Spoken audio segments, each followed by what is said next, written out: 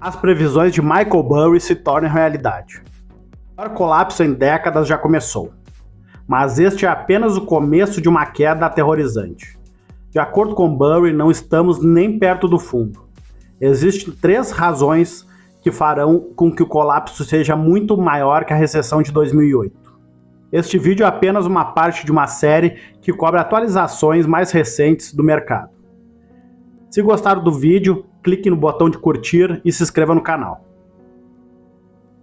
Burry vendeu quase todas as suas ações por 3 razões. A primeira razão é a inflação, que está prestes a voltar de forma assustadora.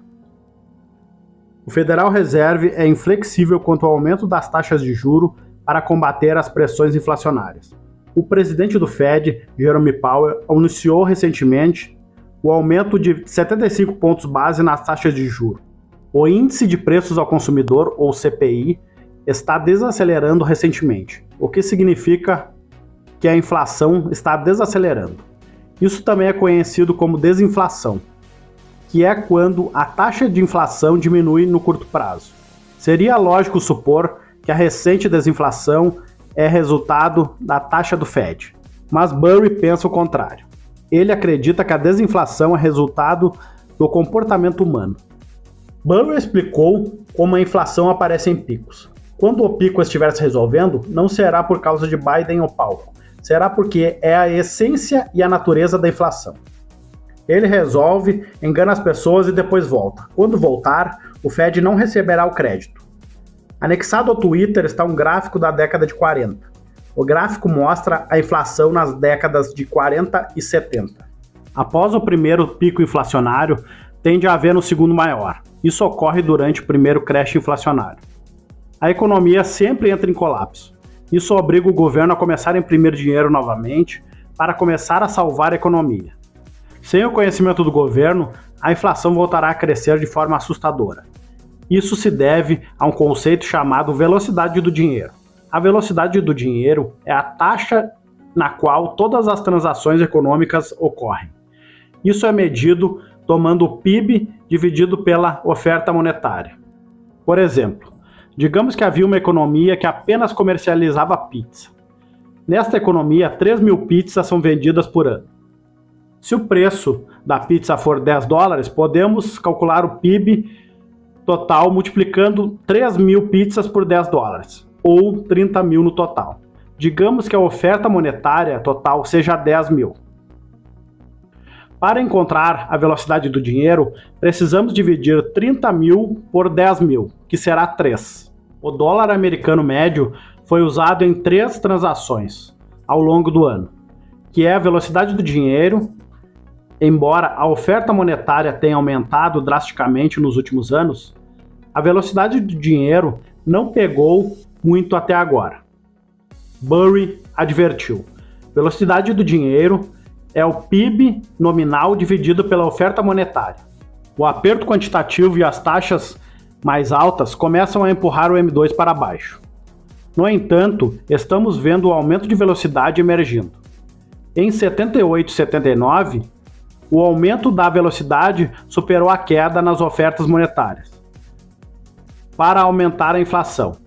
Anexado ao Twitter está um gráfico mostrando a velocidade do dinheiro em relação à oferta monetária. A linha branca mostra a velocidade do dinheiro, que passou de 2,2 na década de 90 para 1,1. Isso significa que o dólar médio é transacionado apenas 1,1 vez por ano, contra 2,2 no passado. Você pode ver recentemente que a velocidade do dinheiro começou a aumentar. Se a velocidade do dinheiro continuar aumentando, a inflação será mais forte do que nunca. Outro gráfico de Burry anexou mostrava a natureza cíclica da inflação. Na década de 80, a inflação voltou a subir 15% ano a ano.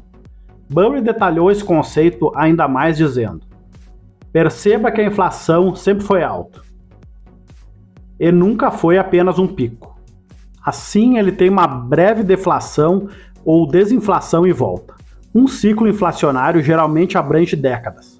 Anexado ao gráfico estavam as mudanças do ano a ano do IPC, e o crescimento anual do PIB dos Estados Unidos. Você pode ver como as taxas de crescimento do IPC e do PIB estão correlacionadas. Quando o IPC sobe, o PIB tende a subir antes de cair com o IPC. Isso significa que à medida que os preços caírem nos próximos meses, a economia também cairá. Embora toda a economia caia, algumas pessoas serão afetadas mais do que outras. Existem 3 tipos de impostos: progressivo, regressivo e proporcional. O atual sistema de imposto de renda federal é o imposto progressivo, porque os indivíduos de alta renda pagam um maior percentual de imposto. O imposto regressivo é quando a classe média e baixa paga a maior porcentagem do imposto. O último tipo de imposto é o imposto proporcional, em que todos pagam a mesma porcentagem do imposto de renda. Inflação é um imposto regressivo que afeta mais as classes baixas e médias. Isso ocorre porque a classe alta tem mais economias, que geralmente são investidas em ações e imóveis. As classes baixas e médias não têm esse nível de liberdade, porque a maioria da renda é gasta em produtos e serviços. À medida que os preços ao consumidor aumentam, a renda ajustada pela inflação das classes baixas e médias irá diminuir. Burry explicou por que a inflação é o pior tipo de imposto regressivo. O custo da comida nunca aumentou tanto e tão rápido antes. Tudo isso é resultado de ações do Federal Reserve, e será culpa deles, pois a economia trava nos próximos meses. Burry brincou dizendo: quando algo cai do céu, não é culpa de quem colocou lá em primeiro lugar, a menos que o Fed o colocou lá. Enquanto o Fed está reduzindo gastos, o governo fiscal ainda está gastando muito dinheiro. Novas contas de gastos estão sendo divulgadas à torto e à direito pelo governo Biden. Isso vai exacerbar a onda inflacionária que está chegando. Burry explicou: com as contas de gastos recentes, incluindo o perdão do empréstimo estudantil, agora se aproximando de 2 trilhões neste ano, temos o surgimento do imposto fiscal.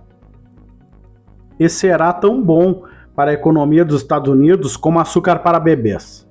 A analogia de açúcar para bebês de Burry descreve perfeitamente nossa situação atual. Quando você dá açúcar para o bebê, ele sente muito prazer. Porém, no longo prazo, o bebê vai querer ainda mais açúcar, prejudicando a sua saúde. As ações do governo fiscal seguem a mesma tendência. Eles gastaram trilhões de dólares, o que impulsionou a economia no curto prazo, mas irá derrubá-lo a longo prazo. Como resultado, a economia vai querer ainda mais dinheiro, levando à segunda onda inflacionária. Embora a possibilidade de inflação seja grande, pode haver um problema ainda mais sério. Em julho de 2022, a Casa Branca redefiniu o que é uma recessão. Uma das desculpas para fazer isso é que a taxa de desemprego ainda estava perto dos níveis mais baixos. A taxa de desemprego atingiu um pico de quase 15% em 2020. Desde então, caiu para 3%. Essa é uma taxa extremamente baixa e historicamente otimista para a economia. Se as pessoas não estão sendo demitidas, podemos supor que a economia ainda está forte. Esta é uma suposição totalmente falsa. A taxa de desemprego é um indicador atrasado, o que significa que a taxa fica atrás da desaceleração da economia. Portanto, embora a taxa de desemprego esteja bastante baixa no momento, ele deve aumentar em breve. Durante a bolha de emprego de 2021, a demanda por funcionários explodiu. Os salários da mão de obra qualificada disparou drasticamente e as empresas começaram a oferecer benefícios de trabalho em casa. Este gráfico mostra a porcentagem de funcionários trabalhando em casa, 10% ou mais do tempo. Após o início da pandemia, o potencial aumento para mais de 70%. Isso é 4 vezes maior do que a porcentagem de funcionários em apenas 14 a 19%. Burry acredita que a popularidade do trabalho em casa é um dos principais impulsionadores da bolha do emprego. Quando funcionários estão trabalhando remotamente, é muito mais fácil ser improdutivo, pois você pode simplesmente desligar a webcam. Isso levou à redundância nas tarefas que os funcionários têm. Se todos forem improdutivos, vários funcionários podem ser necessários para a mesma tarefa. Burry acredita que tudo isso vai explodir na nossa cara em breve. Ele explicou como a bolha do emprego está estourando diante dos nossos olhos. E quanto mais tempo a redundância leva para desaparecer, mais permanente é o declínio do emprego. Com o tempo, o trabalho em casa será visto como culpado. Assim, embora a taxa de desemprego ainda seja baixa, quanto mais tempo demorar para subir, pior será a queda do emprego. A razão pela qual tudo isso importa é porque a economia funciona em ciclos. Quando uma pessoa perde o emprego, ela para de gastar tanto dinheiro. Isso é permanente, demonstrando pelo modelo de fluxo circular. O mercado de fatores e o mercado de produtos estão fortemente correlacionados. Um colapso do mercado significa que o outro também vem. A próxima crise de emprego será sentida por toda a economia. Mas enquanto o emprego é um problema sério, há uma preocupação maior: a margem. A margem é quando o investidor contrai empréstimos para investir. Tirar a margem não parece tão ruim em teoria, mas o conceito é extremamente arriscado na prática. Imagine que você coloca $50 em uma conta de corretagem e retira 50 em um empréstimo de margem. Se seu portfólio aumentar 60%, seus ativos agora valem 110. Por outro lado, se o portfólio cair 60%, seus ativos agora terão valor negativo de 10. Isso mesmo, 10 negativos. Seu portfólio não irá para 10 negativos. Na realidade, por causa da margin calls, uma chamada de margem é quando seu patrimônio cai abaixo da porcentagem exigida no seu portfólio. Uma chamada de margem forçará você a depositar dinheiro extra na sua conta. Se você não fizer isso, o corretor venderá suas posições sem avisá-lo e cobrará taxas extras. A margem funciona exatamente bem como no positivo, mas é ainda pior do lado negativo. Estamos atualmente no maior bolha de margem da história. Isso ocorre porque a margem se tornou ainda mais arriscada do que antes, devido a investimentos alternativos em opções e futuros. Os volumes de negociação de opções e ações únicas aumentaram para níveis recordes durante a pandemia. O volume total de negociações de opções em 2021 dobrou no ano seguinte, para 600 milhões.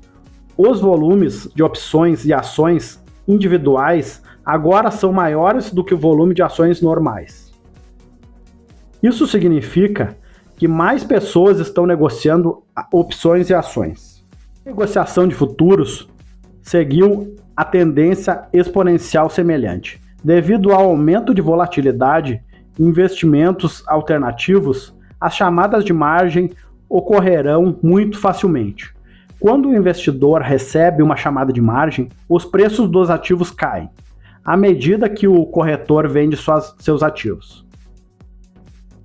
Isso faz com que os outros recebam chamada de margem, levando os preços mais baixos. Para piorar ainda a situação, a dívida do cartão de crédito explodiu nos últimos 5 anos, para 4,6 bilhões de dólares. A razão pela qual a dívida do cartão de crédito disparou é que o cartão de crédito é muito simples e fácil de obter.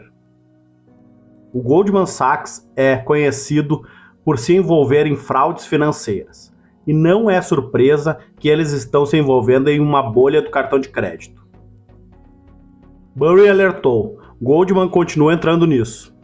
A seguradora AIG foi resgatada para salvar Goldman da questão de subprime, que todos julgavam que iria ser contagiosa. O Apple Card do Goldman. Taxa de perda de 3% nesse negócio a partir do segundo trimestre. O cartão da Apple é tão fácil de ser aprovado. Mais de 25% dos empréstimos de cartão de crédito do Goldman foram para pessoas com pontuação abaixo de 660. Isso é considerado má qualidade no mercado de crédito. A inflação é um imposto regressivo, o que significa que a classe baixa será prejudicada. Isso fará com que Goldman experimente uma inadimplência sem precedentes em breve. Quando um cliente deixa de pagar por 6 meses, seus empréstimos são considerados como baixados. A taxa líquida de baixa do Goldman é de 2,93%. Colocando em contexto, JP Morgan e Bank of America estão em 1,5%. A bolha do cartão de crédito, somada à bolha das margens, vai causar um enorme colapso sem precedentes. Burry explicou como a alavancagem de margem não é como parece por causa das opções. O índice de volatilidade não é como parece por causa dos futuros. O crédito ao consumidor não é o que parece por causa da inflação. O aperto quantitativo é exatamente o que parece. Michael Burry está basicamente dizendo que a alavancagem de margem, volatilidade e crédito ao consumidor são todos os piores que parecem. Por outro lado, o aperto quantitativo, que quando o Fed retira dinheiro da economia, é tão horrível quanto parece. Algumas pessoas podem contar com uma narrativa totalmente diferente da de Burry, mas há várias razões pelas quais eles sempre estão errados. Embora o histórico de Burry seja incrível, existem outros que preveem o colapso há décadas. Burry não acredita que eles estejam totalmente errados. Eles simplesmente não consideram a dívida que é a solução no curto prazo para as questões que estão discutindo. Burry questionou: já se perguntou por que cenários apocalípticos tão raramente se tornam realidade na sua vida? Por que dívida? PIB real e nominal sobre a dívida pública total dos Estados Unidos. E apenas a dívida. A linha verde é o PIB real dos Estados Unidos, dividido pela dívida pública. Você pode ver que desde a década de 70, uma proporção está diminuindo constantemente. O mesmo pode ser visto no PIB nominal dividido pela dívida pública dos Estados Unidos. A dívida total dos Estados Unidos está aumentando mais rápido que o PIB dos Estados Unidos, fazendo com que a relação PIB-dívida possa ir para baixo no longo prazo. Isso significa que mais dívida está sendo criada no valor econômico real. A linha amarela mostra a dívida pública dos Estados Unidos no longo prazo. Embora o aumento da dívida funcione no curto prazo, os efeitos serão sentidos no longo prazo.